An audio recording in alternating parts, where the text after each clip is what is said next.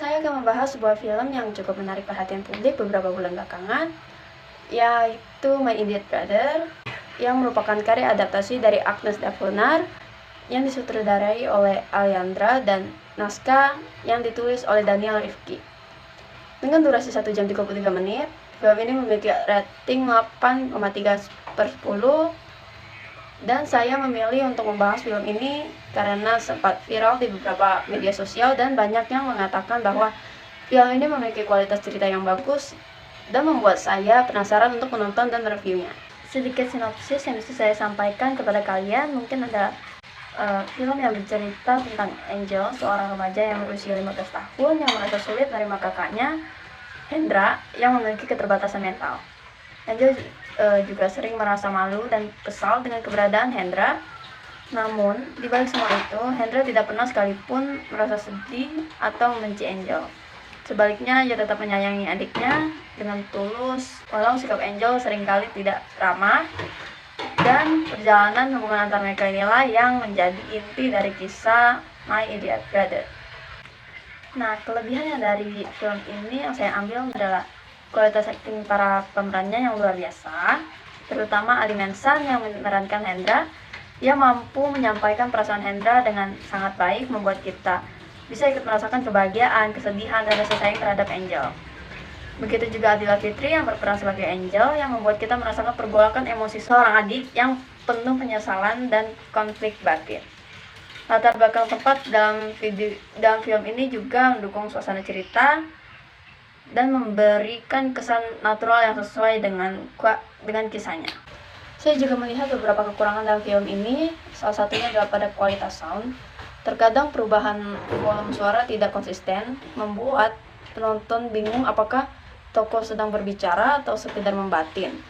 Hal ini mungkin juga dipengaruhi oleh pengambilan sudut kamera, sehingga suara dialog terasa tidak fokus. Selain itu, pemenggalan adegan terasa agak membingungkan dan perubahan plot di akhir cerita kurang logis dan sedikit mengganggu konsistensi alur cerita.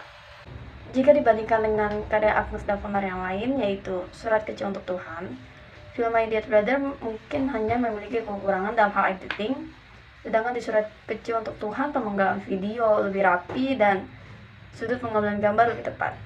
Lalu, alur cerita dalam film ini bisa dikatakan bersifat campuran karena dimulai dengan adegan yang menunjukkan Angel berduka atas kepergian Hendra kakaknya, lalu alur mundur untuk menunjukkan awal konflik dari hubungan antara Angel dan Hendra, sebelum kemudian cerita itu berjalan maju kembali ke akhir. Dan bagian yang menarik dan cukup mengharukan bagi saya itu bagian bagaimana Hendra kakaknya tetap menyayangi Angel walaupun Angel terkadang bersikap kasar atau galak kepada kakaknya, dan kakaknya tetap tulus menyayanginya. Kemudian dari sisi akting, Adila Fitri berperan dengan sangat baik sebagai Angel. Beliau berhasil membuat penonton merasakan kesedihan, penyesalan, dan amarah dari Angel dengan sangat nyata. Sedangkan Ali Mensan sebagai Hendra juga tampil dengan luar biasa dan berhasil menyampaikan berbagai emosi dengan ekspresi yang mengesankan dan membuat penonton merasakan suka dan duka bersamanya. Dan menurut saya, My Idiot Brother adalah film yang sangat layak untuk kalian tonton karena seperti yang sudah saya katakan sebelumnya, akting para pemerannya itu sangat mengesankan sehingga mereka berhasil membawa kita ke dalam konflik dan dilema setiap karakternya, dan membuat kita bisa merasakan emosi yang mendalam di setiap adegan. Juga ini bukan hanya sekedar tontonan, tetapi pengalaman yang menyentuh hati.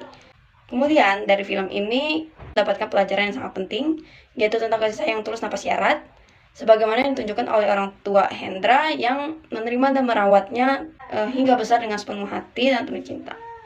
Selain itu, film ini juga mengajarkan kita untuk menerima kekurangan orang dan tidak menyia-nyiakan waktu bersama orang-orang kita sayangi, karena waktu yang telah berlalu tidak akan pernah bisa diulang.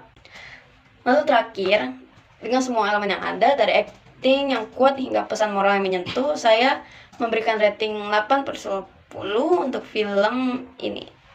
Karena My Idiot Brother adalah sebuah film yang tidak hanya menghibur, tetapi memberikan banyak pelajaran hidup.